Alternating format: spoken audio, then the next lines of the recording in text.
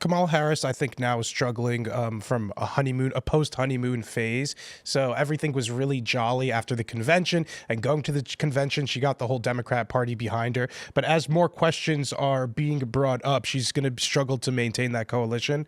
One of the really good questions in a clip I saw from Bill Whitaker was asking about how she's changed her position specifically on immigration.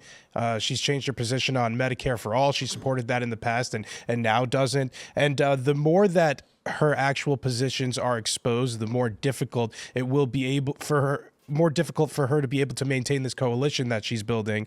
And it's only going to slowly go downhill from here. I think the Kamala Harris campaign is just hoping that before the election, she maintains above 50%.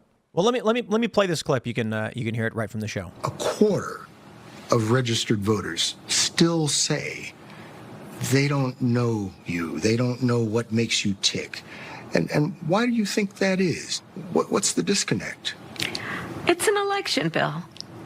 And I take it seriously that I have to earn everyone's vote. This is an election for President of the United States.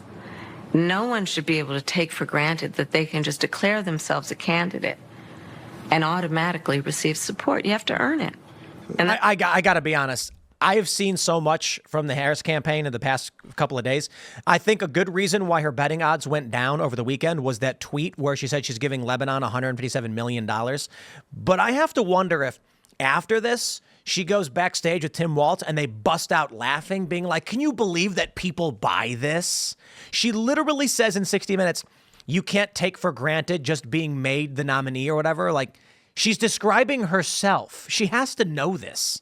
That's kind of an empty answer, too. Like, I still don't know who she is, right? Like, I don't, like, she did all these interviews, like, well, what are her substantive positions on anything? Right. I don't know. And she seems to blow with the wind. And how does she respond to voters who are saying, we don't know who you are? And her response is, yes, I have to earn votes. Okay, but we're not that far out, and you're not really explaining who you are. Like, you have an opportunity to say, oh, well, obviously, you know, I have to do more to sort of explain to people why I think I'm the champion for this, that, and the other. Instead, she's sort of like, here are a lot of platitudes and empty answers, and I won't address their concerns that they don't know me well enough, you know, less than 30 days before the election. Why she's refusing to answer the question, who am I? What are my positions on things, is because people will attack her for it. If she's running on, I'm a second term of Joe Biden, then she'll be attacked as too pro-Israel and not progressive enough. If she comes out with a very anti-Israel position or extremely pro-Medicaid for all, it's going to ruin the coalition that the Democrats have built. That is, it's untenable.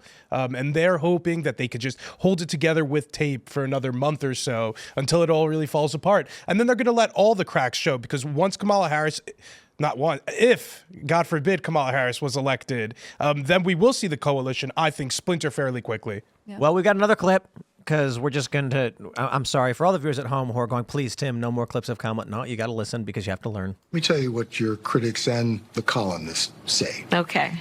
They say that the reason so many voters don't know you is that you have changed your position on so many things. You were against fracking, now you're for it. You supported looser immigration policies, now you're tightening them up. You were for Medicare for all, now you're not. So many that people don't truly know what you believe or what you stand for. And I know you've heard that. In the last 4 years, I have been Vice President of the United States.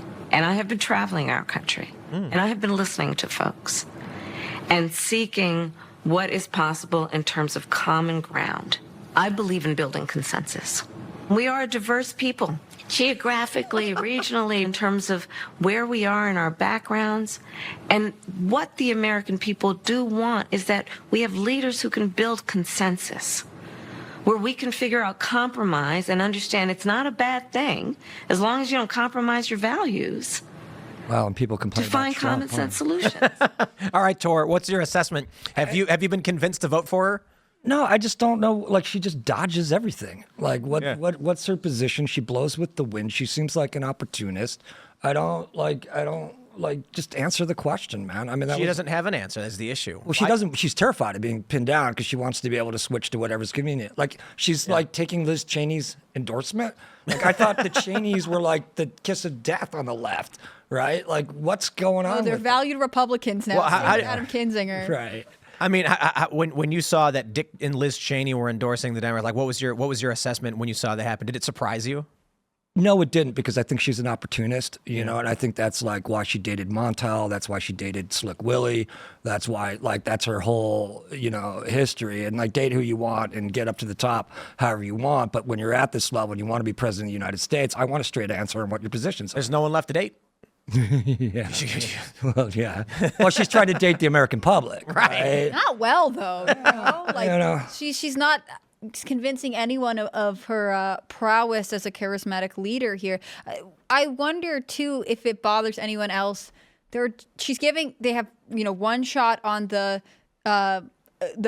interviewer, right? They occasionally cut to her face, but when she's giving her answers, there's a bunch of jump cuts there. I find myself thinking, like, did you actually say a lot of other random things? And they were like, we just got to condense this down. This woman is just talking nonsense. I think the real reason why she's changed her positions on this is because in the past she was running in a primary from the left against Joe Biden, so she had more of the further leftist positions. And otherwise, in California, she was running as a senator again in California, one of the bluest states we have. So obviously, she has to be extremely progressive there. She has to flip on fracking now. Why? Because she has to win Pennsylvania. So all of this just comes down to the politics of it.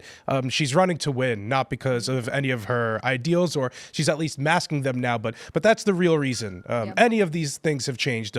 When she was running against Joe Biden, she wasn't the real moderate in that primary. So she had to say, hey, I support Medicare for all. I support sex changes for government-funded sex changes for illegal immigrants, because I'm going to take the progressive bulwark. I'm going to be the progressive bulwark in this race. Now she's the moderate because she wants to appear moderate relative to Donald Trump. So that's why she's trying to stake these less extreme positions. So climate change doesn't exist anymore, I guess. I guess climate change is no longer an existential issue. That was never her If signature we're issue. worried, for all progressives it was, and she was against fracking in the past. So now why she's for fracking, not because climate change does or doesn't matter, but it's because it's not popular right now in Pennsylvania. So as things blow in the wind, her only principle is getting elected.